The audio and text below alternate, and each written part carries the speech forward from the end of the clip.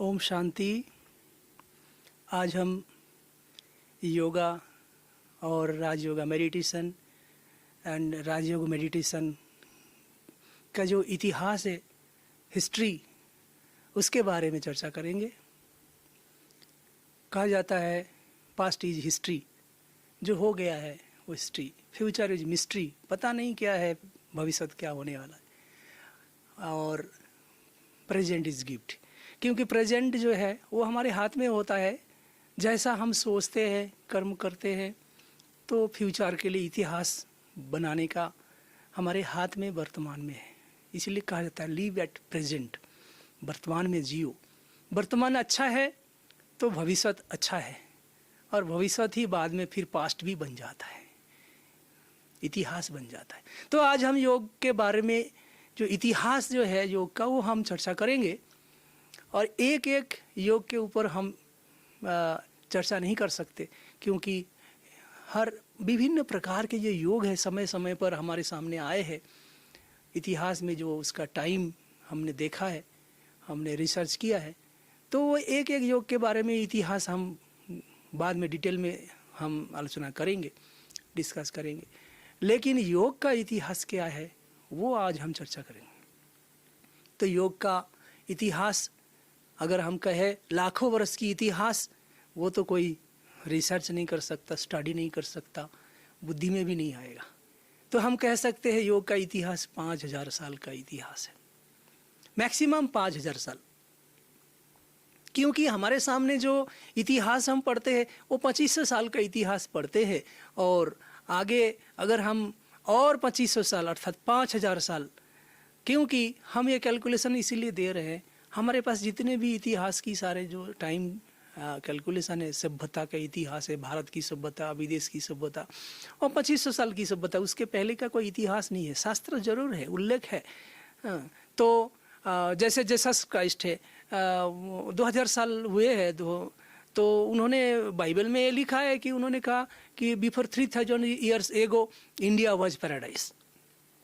ये बात सही है कि अगर हम 5000 साल को हम कैलकुलेशन करें बाइबल के हिसाब से, जीसस क्राइस्ट के हिसाब से, तो 5000 साल पहले भारत जब स्वर्ग था तो 33 करोड़ देवी देवता होते थे।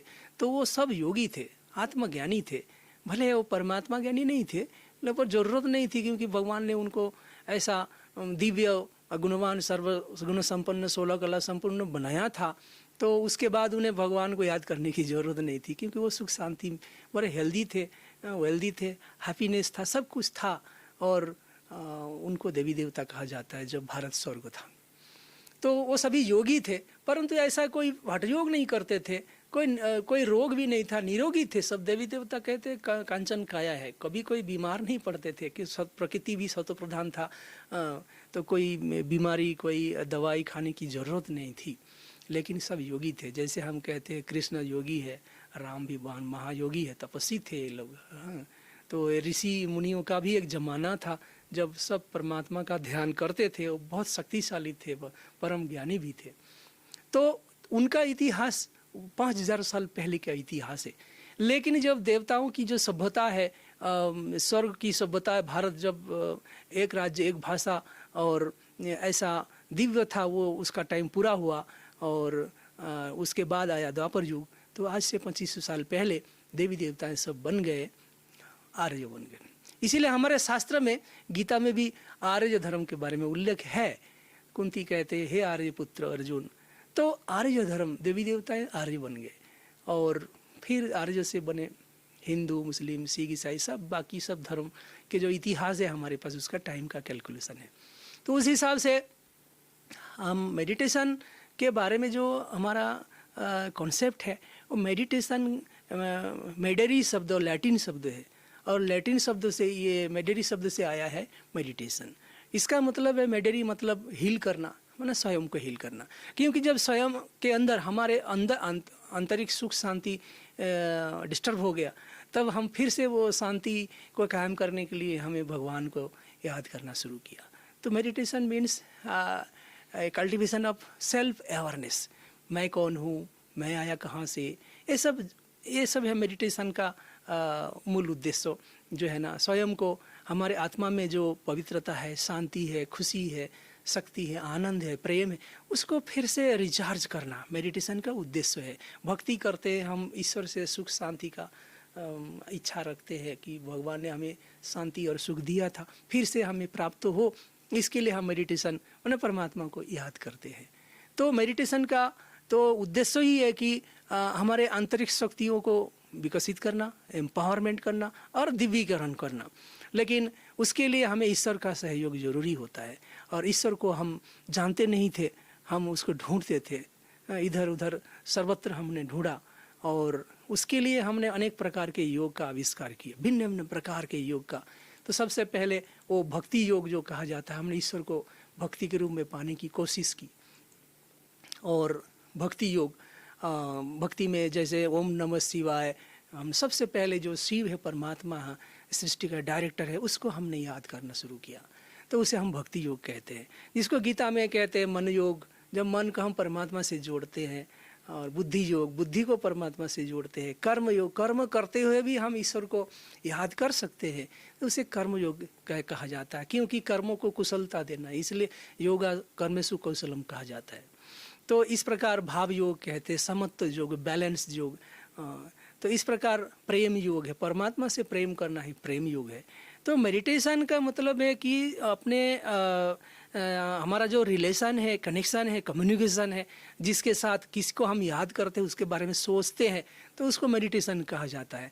और राजयोग मेडिटेशन का तो डेफिनेशन थोड़ा डिफरेंट है, क्योंकि इसका राज यही है कि हम एक परमात्मा को ही हम याद करते हैं, तो उसके कहते हैं राजयोग।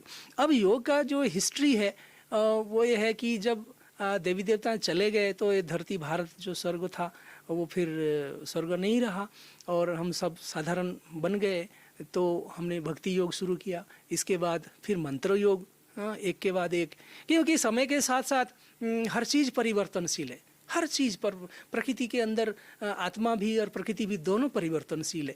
कि आज से 2500 साल पहले जो जिस प्रकार का, जिस रूप से हम योग करते थे परमात्मा से ध्यान, वो फिर समय के साथ साथ वो चल नहीं सकता। तो इसीलिए भक्ति योग के बाद फिर मंत्र योग आया, फिर ध्यान योग आया, फिर हम परमात्मा का ध्यान करना शुरू किया, कि वो कौन है, कहाँ रहते हैं, उसका ध्यान करना शुरू। जो जितना जैसे जानते हैं उसको उसके हिसाब से वो उसे याद करना शुरू किया, तो ध्यान करना शुरू किया। फिर जपा योग, फिर माला जपना शुरू किया, माला जैसे 108 की जो रुद्राक्ष माला है वो जपना शुरू किया। इस प्रकार अलग अलग प्रकार के योग, सांख्य योग है, ये उपनिषद जो वेद है, उपनिषद, गीता, पुराण, अनेक प्रकार के जो शास्त्र लिखे, उसमें जो अनेक प्रकार के योग के बारे में बताया गया है, वो ईश्वर से मिलने का अलग अलग प्रकार के योग का रूप है, और सभी प्रकार के योग से फायदा ही फायदा है।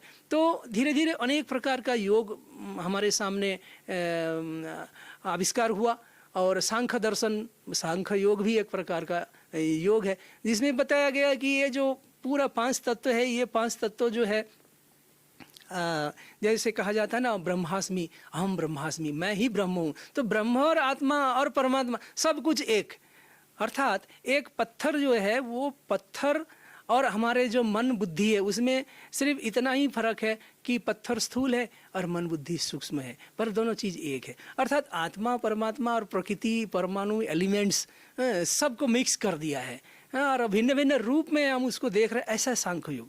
पर वो सफल नहीं हुआ, इसीलिए क्योंकि अगर मैं ही पत्थर था, मैं ही आत्मा हूँ, मैं ही मन बुद्धि संस्कार सब कुछ मैं हूँ, तो मैं किसको याद करूँ?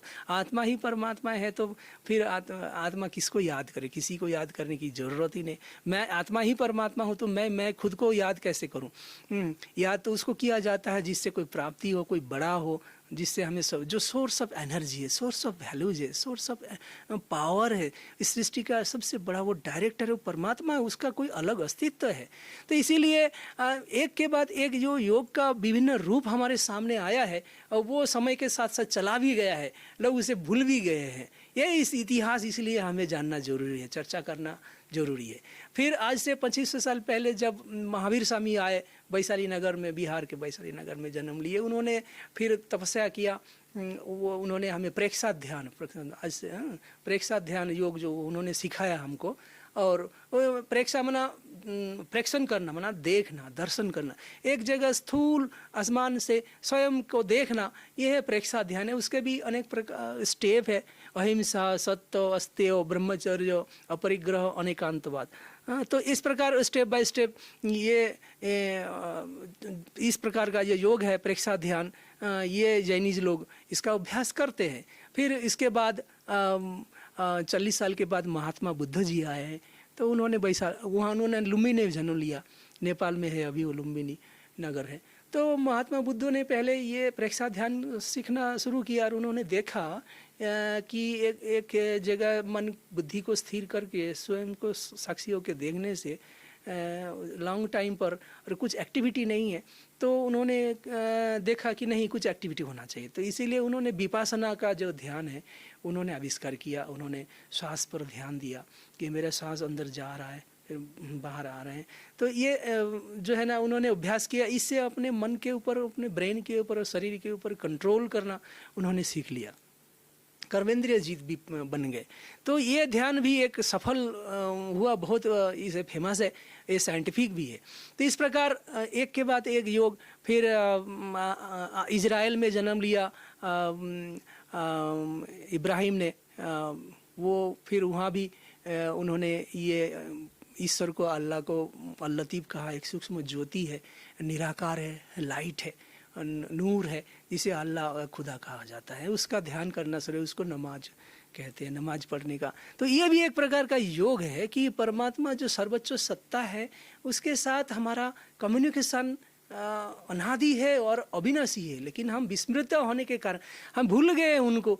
इसीलिए उसको बार बार याद करने का जो अनेक तरीका है, अनेक भौगोलिक परिवेश में अलग अलग भौगोलिक परिवेश है। जैसे अरब कंट्री का भौगोलिक परिवेश अलग है, भारत का अलग है, वो रेगिस्तान है, ये भारत, ये तो हरा भरा ये वसुंधरा है। तो यहाँ का संस्कृति, सभ्यता, भाषा सब कुछ अलग है। तो इसीलिए वहाँ की जो रिलीजियन है, फिलोसफी है, बड़े बड़े धर्मात्मा जो जन्म लिए हैं अलग अलग प्रकृति में, अलग अलग देश में, कंट्रीज़ में, तो इसके कारण उन कॉन्सेप्ट कोई बदल नहीं गया।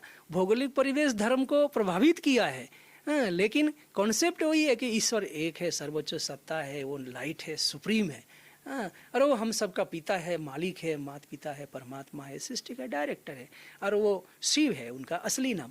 अगर कुरान में 99 नाम लिखा है, शिव नाम अगर उस कुरान में उल्लेख हो जाए तो 100 पूरा हो जाएगा।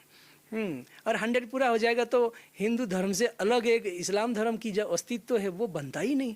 तो इस प्रकार का जो योगा का अलग अलग प्रकार के जो रूप है वो हमने इसको स्टडी किया और देखा कि योग का जो उद्देश्य है वो एक ही है कि परमात्मा से मिलना, स्वयं को सुख शांति से भरपूर करना, हेल्दी वेल्दी और प्रस्परस बनना, प्रस्पेरिटी हमारे में हो।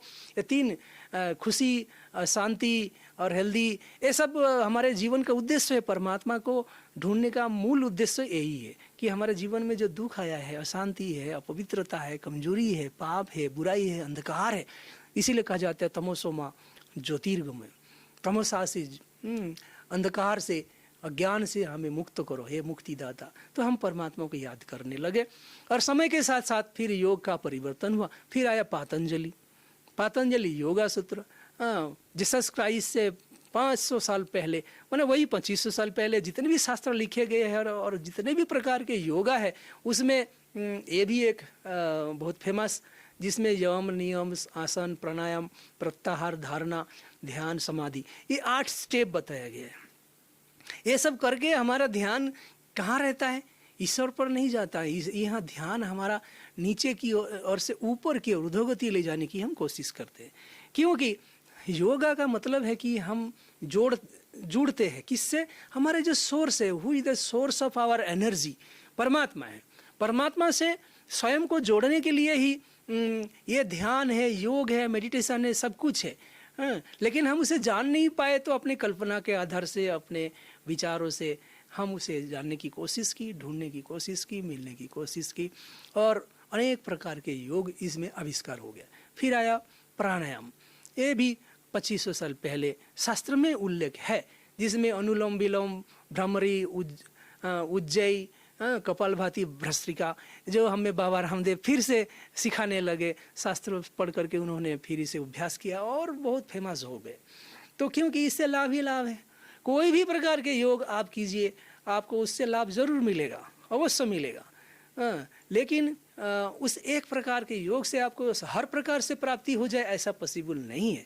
इसीलिए समय के साथ साथ फिर वो हम भूल गए, एक नया योग का एक रूप हमारे सामने आया। तो यम और नियम, हमारा जीवन में कुछ डिसिप्लिन होना चाहिए, क्योंकि समय के साथ साथ एंट्रोपी होता है तो हमारे जो विचार है, हमारे दिनचर्या है, हमारा खान पान सब बदल जाता है। हम पहले सात्विक थे, सत्वप्रधान थे, दिव्य थे, गुणवान थे, हम अहिंसक थे, लेकिन धीरे धीरे हम प्राणियों को हत्या करके खाने लगे। हमारे भोजन में हिंसा आ गया और कहा जाता है जैसा अन्न ऐसा मन। हमारे अन्न में अगर हमारा जो है ना, किसी प्राणी को हम खा करके जीवन धारण करते तो कितनी बड़ी हिंसा है, हत्या करके किसी को हम जीने नहीं देना चाहते हैं। तो ये बहुत बड़ी हिंसा है। इसीलिए योगा का एक नया रूप हमारे सामने आया और उसका नाम है यम और नियम।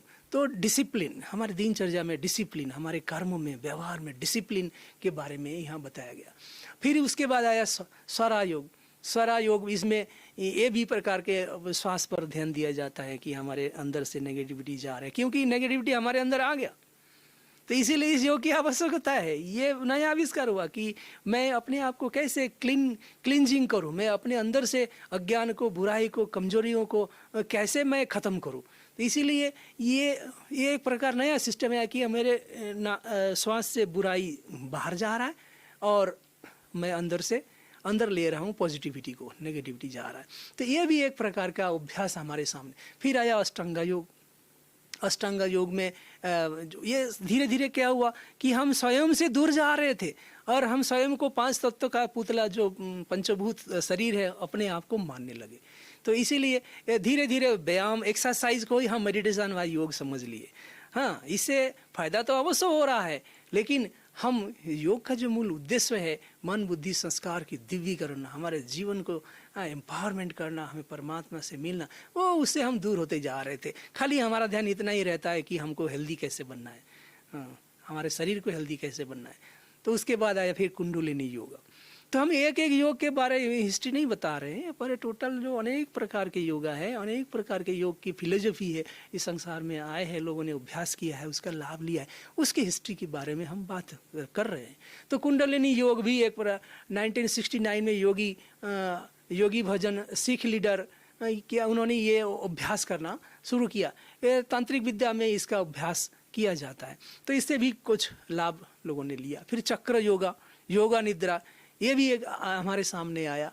इस प्रकार बहिरंग योग, तो ये अनेक जो वैरायटी योग, त्राटक मना सामने एक मोमबत्ती या लाइट जला करके माइंड को कंसंट्रेट करना सीधा, तो मन को एकाग्र करने, क्योंकि हमारा मन इस बहुत भटकने लगे, क्योंकि 5000 साल इस सृष्टि के रंगमंच पर हम सब नाटक करते करते थक गए, तंब प्रधान बन गए, इसीलिए हमारा मन बुद्धि अशांत हो गया। तो मन को कैसे एकाग्र करें? तो चाइनीज लोग भी मन को एकाग्र, लाइट पर एकाग्र करने की कोशिश करते हैं, क्योंकि महात्मा बुद्ध जी ने कहा था God is light, God is divine, Divya है। जीसस क्राइस्ट ने भी कहा था गॉड इज लाइट, इसलिए लाइट पर ध्यान लगाने की कोशिश की।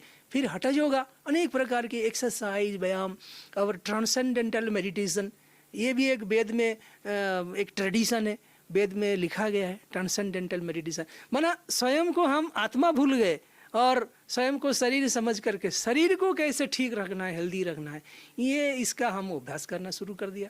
हमारे योग के जो मूल उद्देश्य है उससे हम दूर हट गए। तो इस प्रकार योगा जो वास्तव में स्वयं को जानना और हमारे जो सोर्स है, हमारे जो माता पिता परमात्मा है, उसको जानना, ये बहुत जरूरी है। लास्ट में जब संगम युग आता है, कल युग के अंत में, तो परमात्मा स्वयं इस धरती पर आते हैं और हमें बताते हैं कि तुम कौन हो, मैं कौन हूँ। तो ये जब आत्मज्ञान हमें हो जाता है, फिर हम राजयोग सीख पाते हैं जो गीता में वर्णित है। राजयोग का राज यही है कि मैं एक निराकार, एक दिव्य ज्योति हूँ, अमर हूँ, और सृष्टि के रंगमंच पर मैं नाटक करने आया हूँ, खेलने के लिए आया हूँ, और मेरा पिता परमात्मा है, उनका नाम शिव है, वो परमधाम में रहते हैं, परमधाम मेरा घर है, इस ब्रह्मांड में सबसे ऊपर है। ये विश्व एक रंगमंच है, वर्ल्ड ड्रामा स्टेज है। तो जब हमें ज्ञान हो जाता है तो हम अपने मन बुद्धि को परम धाम में ले जाते हैं, परमात्मा से जोड़ देते हैं, तो हमारा बुद्धि उस तरफ चला जाता है ऊपर की ओर। फिर से हमें और किसी भी प्रकार के हठ योग करने की जरूरत ही नहीं होती है। अर्थात हम निद्रा अवस्था में भी परमात्मा के साथ जुड़े रहते, हम कर्म करते हुए परमात्मा के साथ जुड़े रह सकते, भोजन करते हुए, कर्म करते हुए, हर प्रकार के कर्म करते हुए हम परमात्मा की स्मृति में रह सकते हैं, जिसे हम राजयोग कहते हैं। इसका वर्णन गीता में ही वर्णित है। तो इस प्रकार योग का जो इतिहास है यहाँ आकर के समाप्त हो जाता है और परमात्मा आकर के हम सबको राजयोगी बनाते हैं। हम आत्मा के अंदर की सारे दिव्य गुणों का विकास कर देते हैं, क्योंकि हम परमात्मा का संतान है, हमारे में परमात्मा के सारे गुण और शक्ति है और अलग से कोई हठयोग करने की इसमें कोई आवश्यकता नहीं है। तो इस प्रकार राजयोग के आधार से हम मनुष्यों से देवता, नर से नारायण, नारी से लक्ष्मी बन जाते हैं और हम सभी योगी महान तपस्वी बन जाते हैं और राज ऋषि बन जाते हैं। परम धाम में आप ही से हम परमात्मा के पास रिटर्न चले जाते हैं, पवित्र बनकर, सतप्रधान बन करके। ये हमारा योग का मूल उद्देश्य था, जिसे हम भूल गए हैं और फिर से ब्रह्मा कुमारी ईश्वर विश्वविद्यालय में परमात्मा सेवा करके ये सब ज्ञान दे करके हम सबको ये राजयोगी बना रहे हैं। इसीलिए मैं चाहता हूँ कि ये जो योग का इतिहास है इसको लोग समझे। ऐसा नहीं है कि हम जो कर रहे हैं वही राइट है और बाकी सब कोई ज़रूरत नहीं है, ऐसा नहीं है। हमें सत्य को समझना होगा, पहचानना होगा, परख करना होगा और जहाँ भी हमें कोई फायदा हो रहा है उसको हमें समझना चाहिए, उस बात राजयोग को सीखना चाहिए, अपने आप को दिव्यीकरण करना चाहिए, परमात्मा शिव से मिलना चाहिए। ओम शांति। फिर से आगे हम योग का विज्ञान के बारे में चर्चा करेंगे। ओम शांति।